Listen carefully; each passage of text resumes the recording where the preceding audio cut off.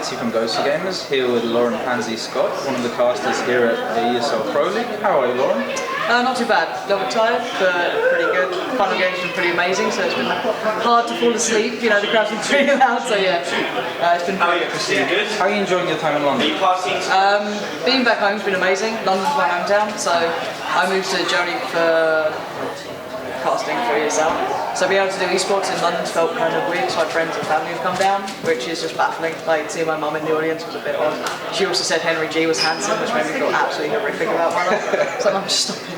But no, like, casting CS in London has been a dream. Like, my end goal, if I ever quit esports, like, flat out, is when I do, like, Wembley. Like, that's, you know what I mean, the big one down the line. Not to see, you know, the one next to it, I mean, the big, like, stadium arena. Like, that would be the dream. And you've got ECS coming up in Wembley. It is, but it's not in the big stadium. It's the one next door, but it is still good. That venue is actually amazing. I think I went there for one of the League of Legends events, and it is like a really nice venue. So that's also amazing.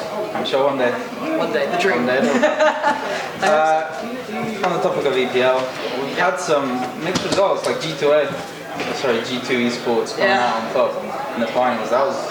What's your thoughts? It's absolutely incredible. The fact is that they came, they only just qualified to come to the offline finals, for one, just because they were in like a tie with Navi. It was down to the wire. It came down to like, well, a couple of rounds difference basically, which is ridiculous. And then they turned up in great form. I can't really bitch about it at all. It's like, when it first happened, I was like, I really hope they don't come to the event and become a rollover. As harsh as that sounds, it's like, sometimes you get a really good 3 and then like that weakest 4th, it can equate to like really boring games, just like, oh, it's 2-0, done. But they've come out and just smashed it, so it's actually really good to watch. Off topic, this is sort of, I think it's really a topic that should be discussed a lot more than it is. Women in esports, we don't have a lot of casters. Saw Miss Harvey recently. Yeah. That was really good. I thought that was a really good step. What are your thoughts on it? See, I kind of sit in a weird position with this one because I think it's a fine line to draw, right, between giving people access or I hate saying leg up, but you know, an opportunity to do something they don't deserve as much as someone else.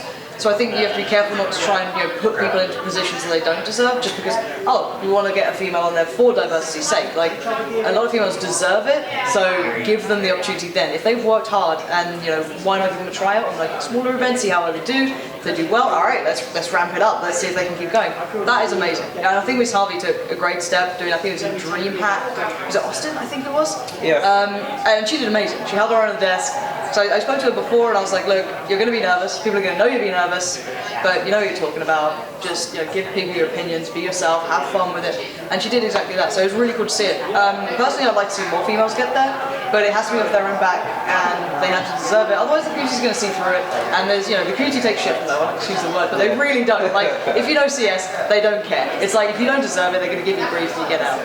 So yeah, it's about being in the right place at the right time and deserving that role. On the topic of your personal self, out of all the games that you cast, which one do you prefer?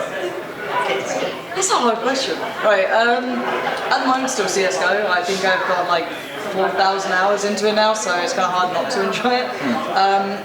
Classically, I'd still say like Enemy Territory or Quake is still like one of my games I love to play when I'm not playing CS, when you need that break. But yeah, I'd still say it's always been FPS. I always wanted to find a game that I can just play and not have to think about, because all the games I play, it's like I want to be competitive and I want to be good, and then I was like, I'm just getting trashed. This is awful.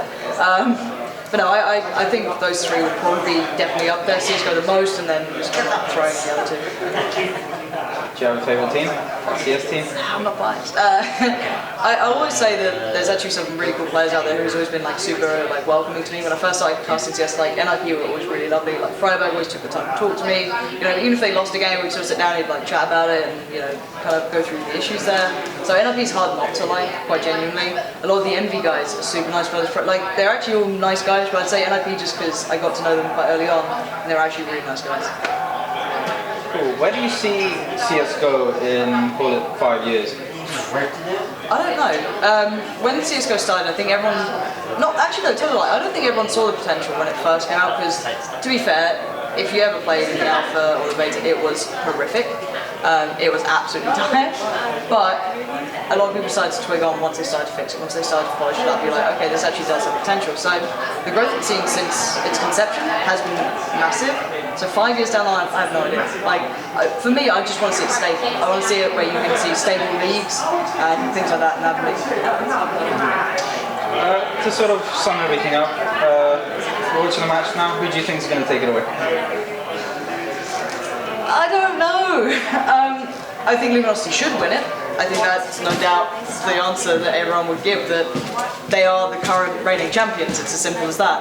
But G2 have come up with some ridiculous play that you don't expect from them. So it's like, you know, everyone has those like off and on days, and then hopefully you just play somewhere in the middle. At the moment, G2 are playing to such a high caliber. It's scary to see. Because Luminosity would look at this game and probably not expect to ever see that sort of hitting the peak levels. But when these players that we've always said in G2, like their lineup's always been sick. It's like when they finally start to perform, it'll actually be really scary. And I think we're starting to see maybe a little bit of that. And even Body's been having some nuts games as well. So like the combinations come together. So I still would say I think Luminosity is going to win overall, but G2 has like a lot of firepower right now. Thank you very much for the interview, Pansy. You're welcome. Take care.